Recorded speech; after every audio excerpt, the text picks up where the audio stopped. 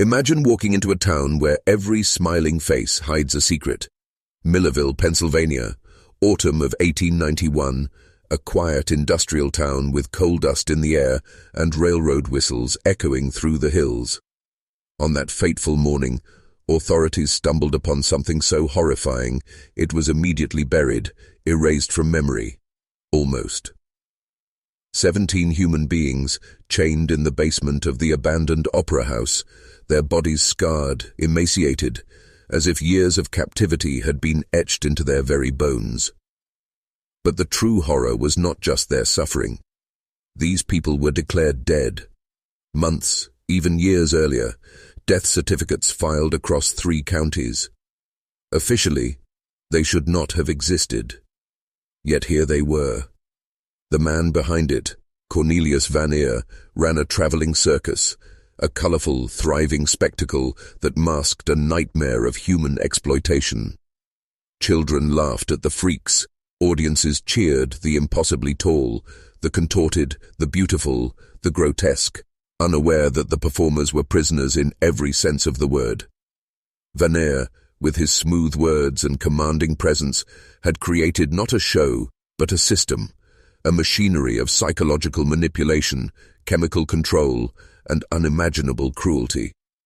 Tonight you will see the layers beneath the canvas, the secrets that powerful men hoped would remain hidden, and once you see them, nothing will ever feel safe again. Vaneir's operation thrived because he understood something most men never see. Fear is not just an emotion, it is a tool. He did not merely chain bodies, he chained minds. Millerville's sheriff, Josiah Cromwell, was not a man of conscience, but a man of convenience. $50 a month, less than the price of a new horse in some towns, was all it took to ensure silence. The missing, the disabled, the forgotten immigrants became assets in a ledger labeled investments. Dr. Heinrich Kellerman, Vaneir's so-called medical consultant, was a fraud with a gift for chemistry, a master of sedation and compliance. With his concoctions of opiates, he erased memory, subdued resistance, and reshaped wills. Once a person entered the basement, they ceased to exist in the eyes of the world. Their past, their family, their identity, all dissolved into the cold shadows beneath the opera house. Children, immigrants, the freaks of the traveling show, each was carefully chosen for their utility, each molded to serve a twisted vision of performance and profit. No one outside the circus could see them, and even if they suspected, the combination of wealth, influence, and fear ensured they stayed buried. Every smile in the audience, every cheer under the big top, was a celebration of deception, a validation of cruelty hidden behind laughter, and yet the system, perfect in its design, was about to fracture. The first fracture came not from courage, but from chance. Sarah Henley, a young woman, malnourished, terrified, stumbled into the office of Thomas Fairchild, the town's newspaper editor. Her story was fragmented, almost incoherent, yet every word dripped with undeniable truth. "They're still down there," she whispered, voice trembling. "The chains. They're too heavy. They can't get out." Fairchild listened, disbelief warring with a growing, cold horror. He had read about abuse, exploitation, even murder, but nothing in his career prepared him for this. Beneath Millerville's streets, in the opera house basement, 17 human beings existed in a state of perpetual torment, living in rooms so small they could barely move, chained to walls by cruelly engineered restraints. Drugs dulled their senses, obedience was enforced through pain, and their very identities had been stolen, names replaced, families erased, death certificates forged. The circus above was not entertainment, it was theatre-masking terror. And yet, for all the careful design of Vaneir, Kellerman, and Cromwell, the system had a flaw. Humans are unpredictable. One miscalculated dose of opiates, one lapse in vigilance, and the world above might finally glimpse the truth. Sarah was that anomaly, a spark in a basement of shadows, carrying within her the key to exposing a decade of crimes no one wanted uncovered. The basement of the Millerville Opera House was a labyrinth of darkness, a prison disguised as a storage space. Fairchild followed Sarah through narrow corridors, where the air was thick with the stench of unwashed bodies, human waste, and chemicals that bit the throat. Small, windowless rooms held captives chained to the walls, bones pressed into the floor, wrists scarred by chains that had cut into flesh over years. Some were barely conscious, sedated into submission, responding only to whispers of aims they no longer recognized. Others moved mechanically, repeating drills and contortions, their bodies screaming with pain, their minds erased of hope. Here, identity was weaponized. Kellerman's drugs blurred memory, while relentless repetition and physical abuse stripped away autonomy. Families were fabricated, letters forged, death certificates filed to sever every tie to the outside world. One could exist only as the performer Vaneir demanded, nothing more. Johann, the towering Bavarian giant, had been reduced to a childlike shell, while Mary Catherine, the singing angel, could barely lift her voice. The damage from forced performance and chemical torment evident in every whisper. This was not just cruelty, it was systematic psychological warfare. Vaneir and his associates understood a brutal truth. Break the mind and the body becomes obedient. And yet, as Fairchild documented, even in this perfect system of control, cracks appeared, glimpses of memory, flickers of recognition, tiny sparks that might ignite a rebellion. At the far end of the basement, Fairchild and Sarah stumbled upon what had once been the Opera House wine cellar. Now, it was a laboratory of human suffering. Tables lined with glass bottles, syringes, and surgical instruments suggested experiments that went far beyond mere sedation. Kellerman's notes, half in German, half in English, detailed behavioral modification, pain tolerance, and psychological reconstruction. Every procedure, every drug, every calculated beat of abuse was designed to erase the self and replace it with a performance-ready shell. Names, memories, personalities, carefully extracted, altered, or destroyed. Vaneir did not need chains for the obedient. He needed only fear, confusion, and dependency. Here, chemistry and cruelty merged into a system that created perfect control. Fairchild saw bottles labeled laudanum, chloroform, and mixtures, whose effects were meticulously recorded: dosage, timing, reaction, and the subsequent erosion of identity.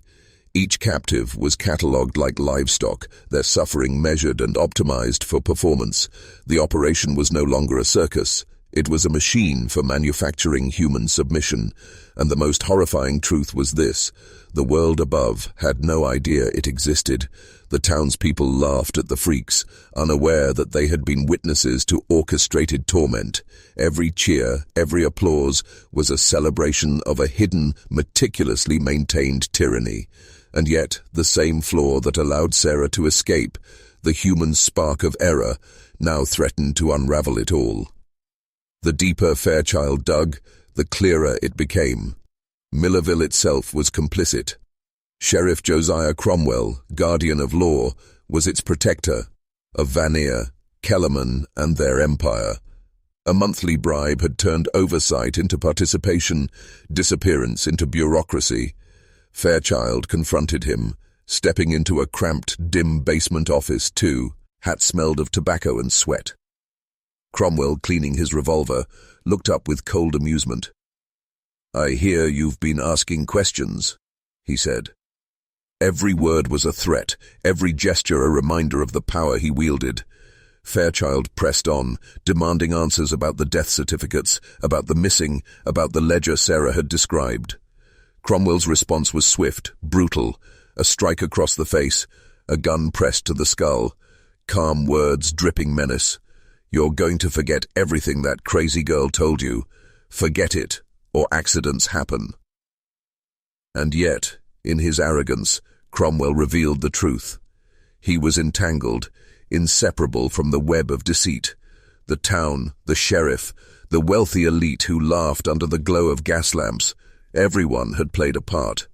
Fairchild realized then that exposing Vaneir was not merely about rescuing captives. It was about challenging a system of power that thrived on fear, complicity, and silence. Every step forward would risk death, But retreat meant letting this darkness continue, unseen, unpunished.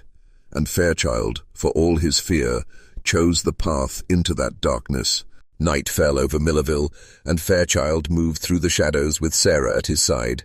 The opera house loomed above them, empty, or so it seemed. Every step down the narrow alley, every creak of wood beneath their feet, reminded them that discovery meant death. Sarah had left a basement window unlocked, a small, calculated chance to slip past the guards. The air inside was thick with rot and chemicals, heavy enough to make lungs burn. Lantern light revealed the maze of cells, and with each turn the horrors multiplied. Captives, skeletal and broken, stirred at their presence, some barely conscious, others locked in a silent mechanical obedience. Fairchild lifted his camera, documenting the impossible, the drugged giants, the contorted women, the silent prisoners who had forgotten their own names. Every photograph was a declaration of truth in a town built on lies. The smell, the sounds, the whispers of the forgotten pressed against them like a living wall. And yet, even in this calculated darkness, there was movement. Eyes flickered with recognition, subtle gestures that spoke of memory, of resilience, of a spark that no chain, no chemical, no lie could entirely erase.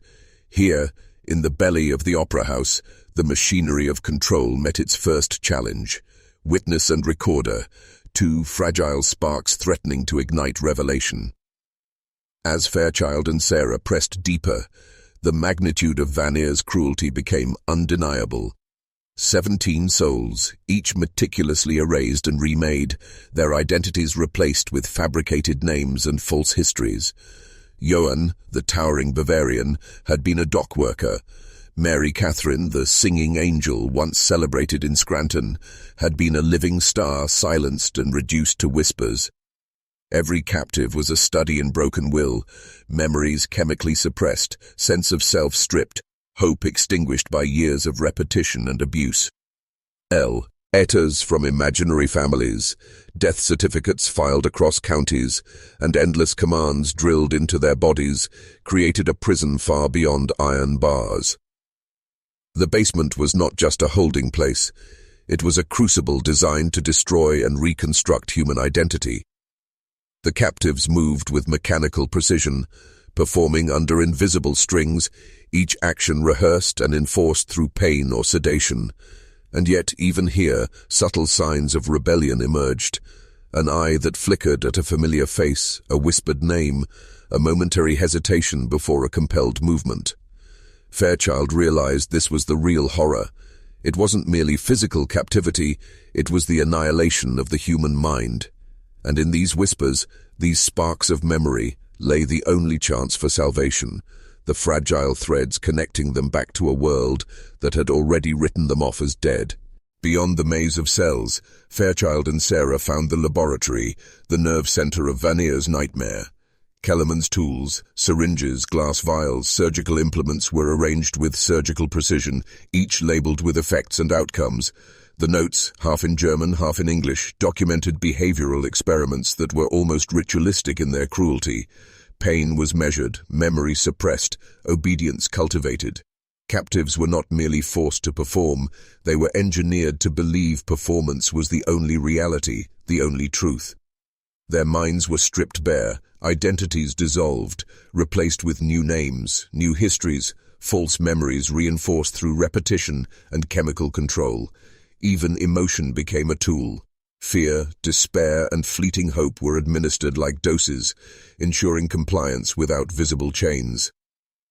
Fairchild read of schedules for sedation, routines for humiliation, and exercises to erase personal will. The captive's humanity was treated as raw material, molded to the vision of Vaneir and Kellerman. And yet, the brilliance of this cruelty also contained its weakness, human instinct. A glance, a whispered word, a flicker of recognition. These were cracks no chemical, no chain, no fabricated letter could fully seal. It was here, in this laboratory of the mind, that the captive's silent rebellion began, and it was here that Fairchild understood the truth. The greatest horror was not just what they endured, but that the world above was blind to it. Freedom arrived not through strength, but through error. Kellerman's meticulous calculations faltered, one dose misadministered, one moment of inattention, and Sarah felt clarity where sedation should have reigned. The chains that had bound her for months became opportunities. She moved silently, memorizing the maze of cells, whispering encouragement to those who could still hear. Each cell, step was a gamble.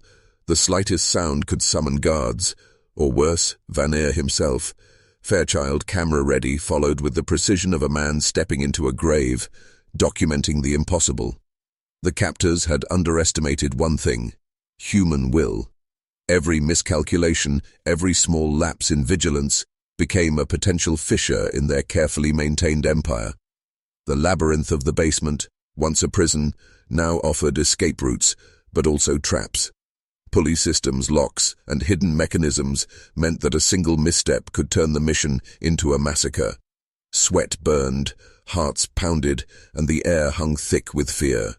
And yet, even in that darkness, the captives, broken as they were, reacted.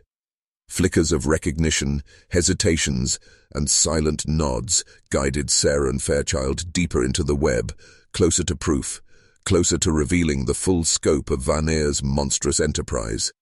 One wrong move, and the darkness would claim them all. Vaneir's empire had a fail-safe, an emergency protocol designed for moments like this. The missing chemicals, the stolen photographic supplies, the whispered suspicions, all triggered a calculated response. Kellerman's paranoia, Vaneir's ambition, Cromwell's loyalty converged into one brutal plan: eliminate all evidence, including the captives. As Fairchild and Sarah navigated the basement unaware, the conspirators accelerated their timeline. Shadows moved above, footsteps measured and deliberate, a silent countdown to massacre. The very walls, so carefully designed to conceal, now threatened to become tombs. Every cell, every chain, every corridor was a gauntlet. The captives, fragile yet aware, sensed the change, a tension in the air, a smell of fear even before the first command was given. Fairchild realized that the act of documenting this horror had put them all in mortal danger. One misstep, one squeak of a floorboard, and decades of secrecy would die with them. Yet even in this crescendo of threat, there was clarity. The truth, once glimpsed, demanded exposure. The captives, once stripped of identity, now held fragments of self that could guide them to survival. The operation, perfected for years, faced its first real variable: human unpredictability. And in that unpredictability lay the only chance of survival, proof, and revolution against Vaneir's tyranny. The basement had become a theater of dread and defiance. Fairchild moved with deliberate precision, camera clicking in whispered rhythms, documenting the faces, the scars, the chains. Each photo was proof, a weapon against a conspiracy built on silence. Sarah whispered instructions to the captives, guiding them through routines they had long performed automatically, now turned toward survival. The laboratory, once a chamber of manipulation, became a map of opportunity. Shelves of vials, syringes, and records revealed the depth of Kellerman's obsession with control, the exact mixtures, the timings, the experiments. Yet even here, hope glimmered. Yone's massive frame, once reduced to a blank, obedient shell, showed flickers of awareness. Mary Catherine's voice, faint but recognizable, broke through years of chemical and psychological conditioning. Fairchild realized something chilling. Vaneir and Kellerman had underestimated the human mind's capacity to cling to fragments of identity. Every whispered name, every subtle gesture, every moment of recognition became a thread back to the world they were forced to believe had abandoned them.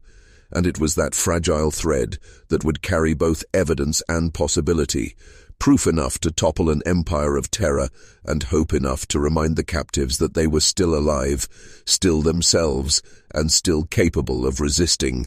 In the midst of shadow and decay, a decision loomed, a single choice that could determine life or death. Fairchild and Sarah had mapped the maze, documented the horrors, and glimpsed the sparks of consciousness still burning in the captives. But the path forward required trust, precision, and timing. Every chain, every lock, every guard above was part of a delicate balance, now teetering on the edge of collapse. It was here, in this moment of suspended terror, that the captive's true strength revealed itself. Recognition of self, a spark long buried by drugs and lies, ignited small but unyielding acts of defiance.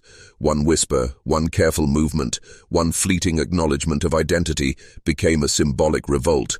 And for those watching this story unfold, know this: understanding darkness is the first step toward mastering it. If you feel the weight of this truth, commit it twice. Write in the comments, "I see the chains, I see the chains." Speak it, feel it, let it anchor you, bind your attention, and mark a moment of transformation. Because what we uncover here is not only history hidden from sight, but a mirror of power, control, and the choices that define men. The basement's darkness may seem eternal, but recognition, even in whispers, can ignite freedom. The night erupted into chaos. Fairchild and Sarah, armed with proof, navigated the basement with precision, but the emergency protocol had already been triggered. Vaneir, Kellerman, and Cromwell moved above, executing their plan with brutal efficiency, unaware that every document, every photograph, every whispered name had already begun its rebellion. As chains rattled and doors slammed, the captives, guided by memory and instinct, acted. Johan's massive frame blocked a corridor, his eyes alive with recognition, while Mary Catherine's trembling voice cut through the darkness, calling names that stirred responses foe. Rom, the broken. The conspirators, trained to command submission, faced unpredictability for the first time. Panic crept in, calculations misfired, timing collapsed, and a decade of meticulous control began to unravel. Fairchild documented it all: the fear in Cromwell's eyes, Kellerman's frantic movements, Vaneir's commanding presence faltering under the weight of exposure. The empire, built on chains, drugs, and lies, could not withstand the convergence of witness, memory, and human instinct. Darkness had reigned for years, but light, fragile, flickering, relentless, was breaking through. The captives, once puppets, began to reclaim their identities. And in that reclamation, the very foundation of terror began to crumble, proving that even in the deepest shadow, human will could carve a path toward truth. When the basement doors finally opened to the world, the truth shattered Millerville. Newspapers, once silenced, published images and testimonies that made citizens recoil in disbelief. 17 lives, stolen, manipulated, and hidden beneath the veneer of entertainment, became symbols of corruption unchecked. Families confronted the impossible. Their loved ones, declared dead, were alive but scarred by years of psychological and physical torment. The town's complicity, Sheriff Cromwell's bribes, the silence of officials, the blind gaze of neighbors, was exposed in unforgiving detail. Vaneir and Kellerman were arrested, though the shadow of influence and wealth lingered, reminding the world that power often bends justice. Fairchild's photographs, ledger copies, and first-hand accounts became instruments of reckoning, forcing Millerville to confront the darkness it had ignored. Yet the horror was not simply in the acts themselves, but in the realization that human cruelty had operated undetected, thriving on complacency, greed, and fear. The captives, though freed, bore the invisible chains of memory, their identities fractured but slowly stitching back together. And the lesson, grim as it was, remained. The systems of control, once set in motion, are hard to see, harder to confront, and even harder to dismantle. The abyss had been revealed, and those who looked into it could never unsee the depths of human corruption.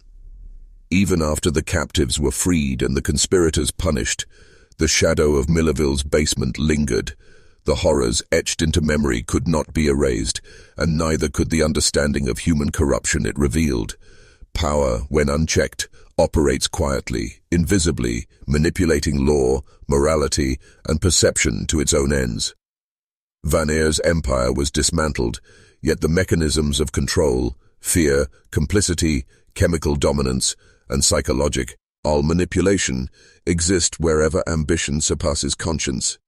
Those who witnessed it, like Fairchild, carried the weight of knowledge that could not be shared lightly, a truth too dangerous for casual ears. And now you, listening, are among those entrusted with this revelation. To understand darkness is to recognize it, to see its structures, its methods, and its subtle infiltration into the ordinary. Keep this knowledge close, for it changes perception, reshapes strategy, and hardens the mind against deception. Remember the captives, remember the chains, and remember that what is hidden in plain sight can destroy or empower, depending on who wields it. The world above may remain blind, but you have glimpsed the machinery beneath. Carry it, not as fear, but as mastery. The forbidden is never gone. It waits for those willing to see it, to understand it, and to act.